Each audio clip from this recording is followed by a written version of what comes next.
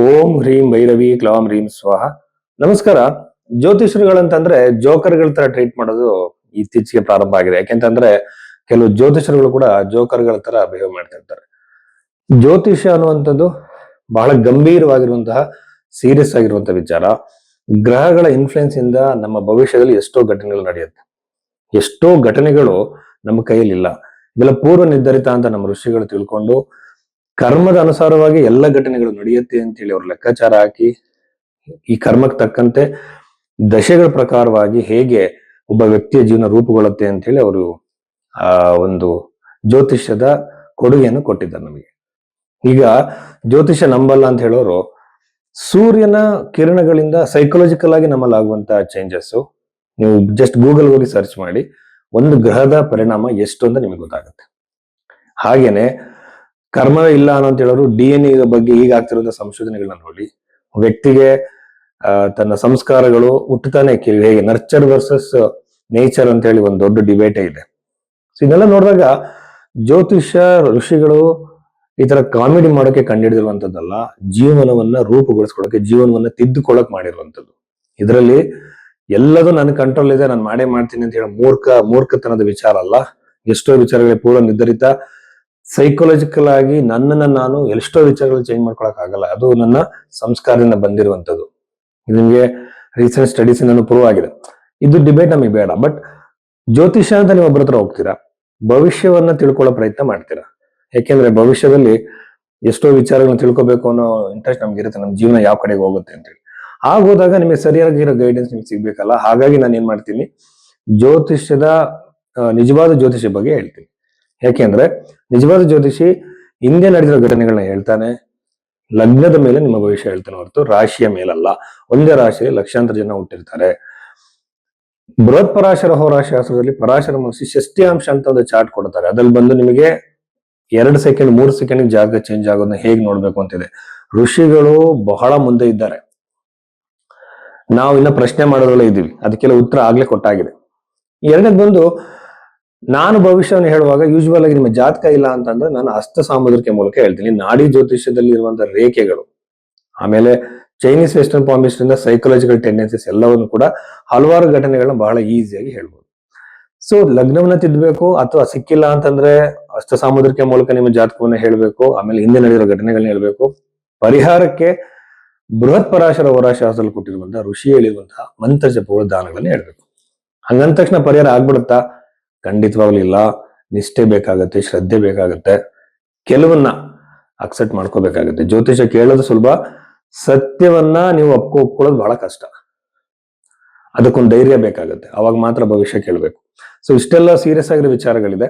So ಈ ಬಗ್ಗೆ ನಿಮ್ಮ ಜಾತಕವನ್ನು ನೋಡ್ಬೇಕು ಅಂದ್ರೆ ಖಂಡಿತ ನ್ಯೂಮರಾಲಜಿಸ್ಟ್ ಗಳ ಹತ್ರ ಹೋಗ್ಬೇಡಿ. ಸಂಖ್ಯಾಶಾಸ್ತ್ರಜ್ಞರು, ಆಮೇಲೆ ಕರಂಗುಲಿ ಮಾಲ ಬಗ್ಗೆ ಹೇಳೋರು, ಜೆಮ್ಸ್ಟೋನ್ಸ್ ಹೇಳೋರು, ಹೆಸರು ಚೇಂಜ್ ಮಾಡ್ಕೊಳ್ಳೋರ ಹತ್ರ ಹೋಗ್ಬೇಡಿ. ನಿಮ್ಮ ನಿಖರವಾದ ಭವಿಷ್ಯದ ಬಗ್ಗೆ ತಿಳ್ಕೊಳ್ಳೋಕೆ ಜಾತಕವನ್ನು ಅನಾಲಿಸಿಸ್ ಮಾಡಬೇಕಾಗತ್ತೆ. ಅದಕ್ಕೆ ಟೈಮ್ ಹಿಡಿಯುತ್ತೆ. ಸೊ ಆ ಟೈಮ್ಗೆ ಒಬ್ಬ ಜ್ಯೋತಿಷಿಗೆ ನೀವು ಗೌರವ ಕೊಡ್ಬೇಕಾಗತ್ತೆ, ವೆಯ್ಟ್ ಮಾಡ್ಬೇಕಾಗತ್ತೆ. ಸೊ ಆ ಬಗ್ಗೆ ನೋಡೋಕೆ ನೀವು ಭೈರವಿ ಆಸ್ಟ್ರೋದಲ್ಲಿ ನೀವು ನಿಮ್ಮ ಜಾತಕವನ್ನು ಕಳಿಸ್ಬೋದು. ಇದ್ರ ಪ್ರಕಾರವಾಗಿ ಆ ಅನಾಲಿಸಿಸ್ ಮೂಲಕ ನಾನು ನಿಮಗೆ ತಿಳಿಸ್ಕೊಡ್ತೀನಿ. ಸೊ ಇಷ್ಟು ವಿಚಾರಗಳಿದೆ. ವೃಷಭ ರಾಶಿ 2026 ಮಾರ್ಚ್ 22ನೇ ತಾರೀಕು ನಂತರ ವೃಷಭ ರಾಶಿಯಲ್ಲಿ ಹುಟ್ಟಿದಂತವ್ರಿಗೆ, ಜನಿಸಿದಂತವ್ರಿಗೆ ಇರುವಂತಹ ಪಾಸಿಟಿವ್ ನೆಗೆಟಿವ್ ವಿಚಾರಗಳ ಬಗ್ಗೆ ಮಾತಾಡೋಣ. ಯುಗಾದಿ ಫಲದ ಬಗ್ಗೆ ತುಂಬಾ ಜನ ತಲೆ ಕೆಡಿಸ್ಕೊಂತ ಇದ್ದಾರೆ. ಯುಗಾದಿಯಿಂದ ಯಾವ್ದು ಬದಲಾವಣೆ ಆಗಲ್ಲ. ನೀವೊಬ್ರು ಇಂಡಿವಿಜುವಲ್ ವ್ಯಕ್ತಿ, ನಿಮ್ಮ ಜಾತಕ ಬೇರೆ, ನಿಮ್ಮ ಲಗ್ನ ಬೇರೆ, ನಿಮ್ಮ ಗ್ರಹಗಳಿರುವಂತಹ ಡಿಗ್ರಿಗಳು ಬೇರೆ, ಹಾಗೆ ನಿಮ್ಮ DNA ಬೇರೆ, ನಿಮ್ಮ ಆಲೋಚನೆ ಬೇರೆ, ನಿಮ್ಮ ಸೈಕಾಲಜಿನೇ ಬೇರೆ.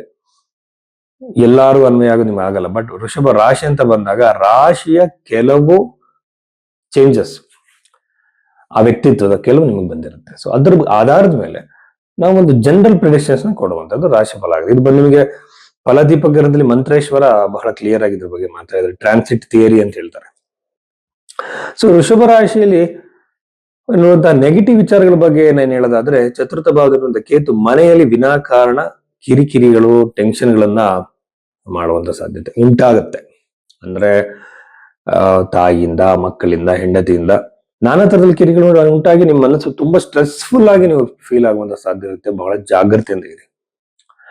ಎರಡನೇದಾಗಿ ಬಂದು ಕುಟುಂಬ ಅಂತ ಬಂದಾಗ ಪ್ರಾಪರ್ಟಿ ರಿಲೇಟೆಡ್ ವಿಚಾರದಲ್ಲಿ ಸೋಲಾಗುತ್ತೆ. ನೀವೊಂದು ತುಂಬಾ ಇಷ್ಟಪಟ್ಟಿರ್ತೀರ ಒಂದು ಪ್ರಾಪರ್ಟಿನ, ತಗೊಳಕ್ ಕಷ್ಟ ಆಗ್ಬೋದು, ವಿಳಂಬ ಆಗ್ಬೋದು, ಅದಕ್ಕೆ ಡಾಕ್ಯುಮೆಂಟ್ ಸರಿಯಾಗಿ ಬರದೇ ಇರ್ಬೋದು, ಇನ್ನೊಂದೇನೋ ಒಂದು ತಕರಾರು ಇರ್ಬೋದು. ಈ ಸಾಧ್ಯತೆಗಳು ಹೆಚ್ಚಾಗೋದ್ರಿಂದ ಸ್ವಲ್ಪ ವಿಳಂಬ ಆಗುತ್ತೆ, ವೇಟ್ ಮಾಡಿ. ಅಗೈನ್ ನಿಮ್ಮ ಜಾತಕದಲ್ಲಿ ಚತುರ್ಥದಲ್ಲಿ ಕೇತು ಇದ್ರೆ ನಿಮಗೆ ಅನವಶ್ಯಕವಾಗಿರುವಂತಹ ಸಮಸ್ಯೆಗಳು ಪ್ರಾಪರ್ಟಿ ರಿಲೇಟೆಡ್ ಸ್ಟಾರ್ಟ್ ಆಗುತ್ತೆ. ಈಗ ವೆಹಿಕಲ್ ಖರೀದಿನೇ ಆಗ್ಲಿ, ಅಲ್ಲೂ ಕೂಡ ವಿಳಂಬ ಆಗುವಂತ ಸಾಧ್ಯತೆ ಇರುತ್ತೆ. ಇದು ನೆಗೆಟಿವ್ ಆಗಿ. ಆಮೇಲೆ ದಶಮ ಸ್ಥಾನವನ್ನ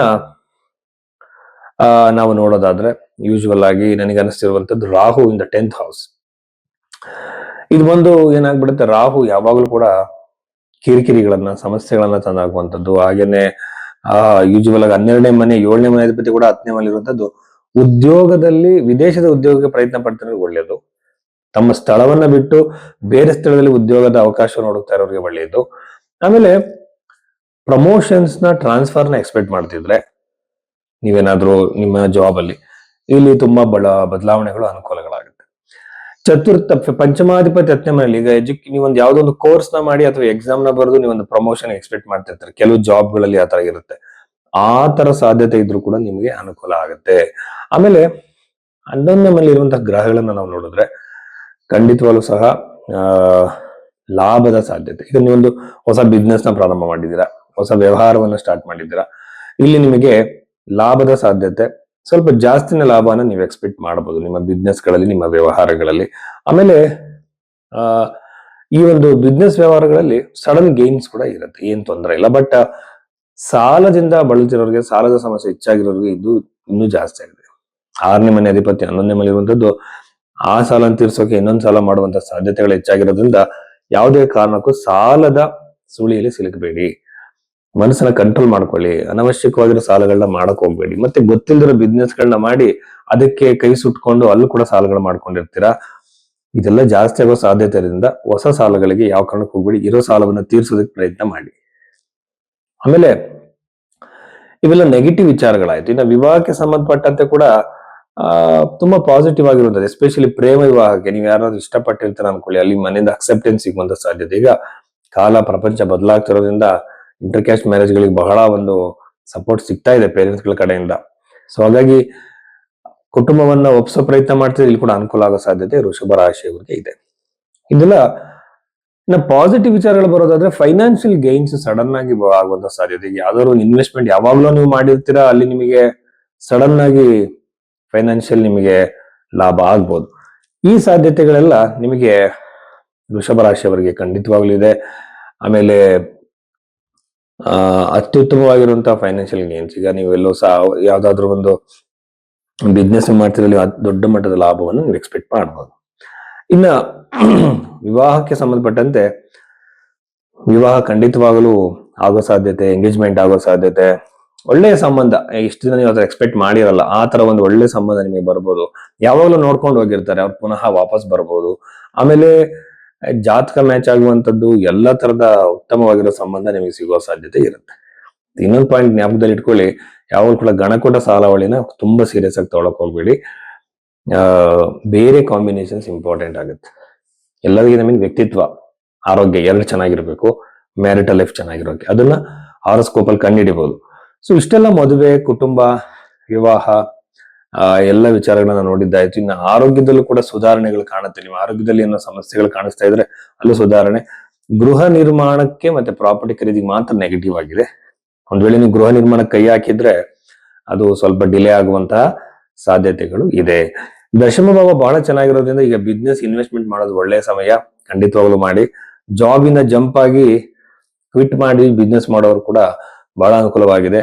ಉದ್ಯೋಗದ ಪ್ರಾಪ್ತಿ ಖಂಡಿತವಾಗ್ಲೂ ಆಗುತ್ತೆ.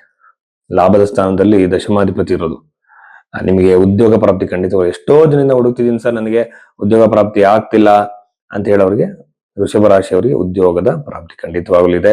ಲಾಭದ ಸಾಧ್ಯತೆ ಇದೆ, ಅಭಿವೃದ್ಧಿಯ ಸಾಧ್ಯತೆ ಹೆಚ್ಚಾಗಿ ಕಾಣ್ತಾ ಇದೆ. ನಮಸ್ಕಾರ.